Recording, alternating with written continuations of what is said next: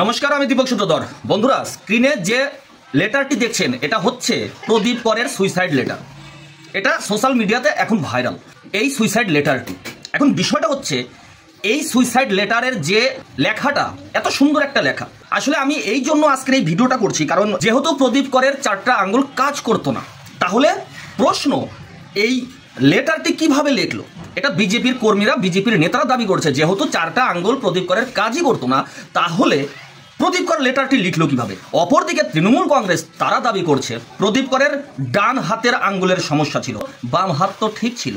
তৃণমূল কংগ্রেস দাবি করছে যে হাতে প্রদীপ করের সমস্যা ছিল তার অপোজিট যে হাত, সেই হাত দিয়েই এই সুইসাইড লেটারটি লেখা হয়েছে।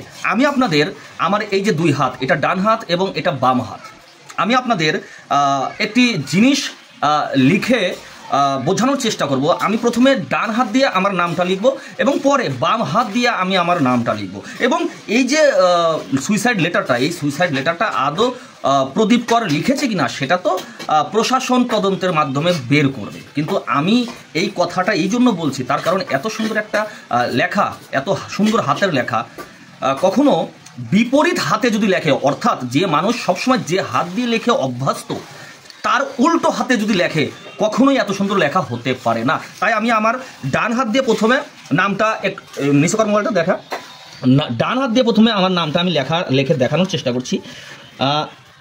দীপক সূত্রধর, যদিও বা আমার হাতের লেখা ভালো না, এইটা আমার একটু ভালো করে দেখুন, এইটা আমার ডান হাতের লেখা। এখন আমি এই আমার নামটাই আমি বাম হাত দিয়ে লিখব, সময় লাগবে প্রচুর এবং লেখা কীরকম হয় সেটাও দেখবেন। দীপক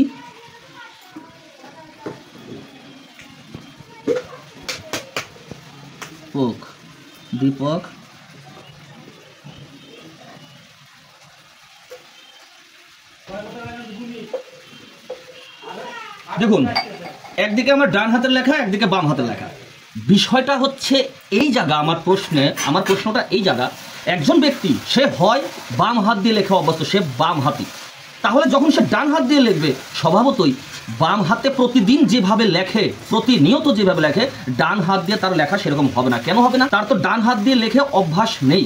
আবার যে ব্যক্তি ডান হাত দিয়ে লেখে সে যদি হঠাৎ করে একদিন বাম হাত দিয়ে লেখে তার লেখা সুন্দর হবে না। কিন্তু যে লেটারটি আপনারা দেখছেন, এই লেটারটিতে এত সুন্দরভাবে হাতের লেখা, স্পষ্টই আমরা দাবি করতেই পারি কেউ বা কারা এই লেটারটি লিখে দিয়েছে। এখন এটাই জানার এবং এটাই আমরা দেখব রাজ্যের আইন ব্যবস্থা কত দ্রুত এর সত্যতা খুঁজে বের করে। আশা করি আমার বক্তব্য আপনারা বুঝতে পেরেছেন এবং কি বোঝাতে চাইলাম সেটাও বুঝতে পেরেছেন।